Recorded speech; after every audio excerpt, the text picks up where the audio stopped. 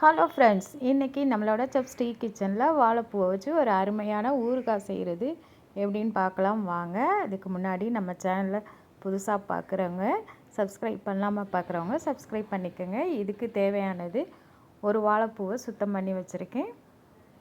இப்போ ஒரு கடாயில் கடுகு போட்டு அது நல்லா பொரிஞ்சதுக்கப்புறம் வெந்தயம் 1/2 ஸ்பூன் போட்டு அதையும் நம்ம வறுத்து எடுத்துக்கலாம். இளம் சிவப்பாக வறுத்து எடுத்துக்கணும். இப்போ எண்ணெய் ஒரு 100 ml ஊற்றிருக்கோம். இதுக்கு எண்ணெய் ரொம்ப தேவை. அதோட பூண்டு 50 கிராம் எடுத்து நசுக்கி வச்சுருக்கேன். தோல் எடுத்துட்டு அதையும் போட்டு நல்லா வதக்கிக்கலாம். இப்போ கட் பண்ணி வச்சுருக்க வாழைப்பூவை பொடியாக கட் பண்ணி வச்சுருக்கணும். அதையும் போட்டு நல்லா வதக்கலாம். இதுக்கு தேவையான அளவு உப்பு, மஞ்சத்தூள்,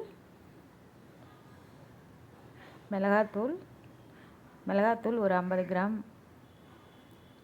புளி ஒரு எலுமிச்சம்பழம் அளவு புளியை கரைச்சி எடுத்து ஊற்றிக்கணும்.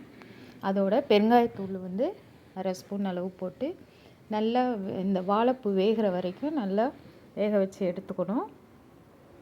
எண்ணெய் பிரிஞ்சு வந்துருச்சு பாருங்கள். இப்போ நம்ம கடுகு வெந்தயத்தை பவுடர் பண்ணி அதில் போட்டு எண்ணெய் பிரிஞ்சு வர அளவுக்கு நல்லா வதக்கி விட்டு எடுத்துக்கோங்க. ஆறுனதுக்கப்புறம் ஒரு பாட்டிலில் ஸ்டோர் பண்ணிக்கலாம்.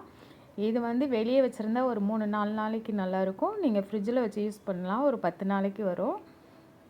இதே மாதிரி நீங்களும் செஞ்சு பாருங்கள். நம்ம வாழைப்பூ வடை, பொரியல், இந்த மாதிரி கூட்டு, இந்த மாதிரி தான் செஞ்சுருப்போம். இந்த வாழைப்பூ ஊறுகாய் செஞ்சு பாருங்கள். ரொம்ப நல்லாவே இருக்குது. இந்த சேனல் பிடிச்சிருந்தால் லைக் பண்ணுங்கள், கமெண்ட் பண்ணுங்கள், மறக்காமல் சப்ஸ்கிரைப் பண்ணுங்கள். நன்றி, வணக்கம்.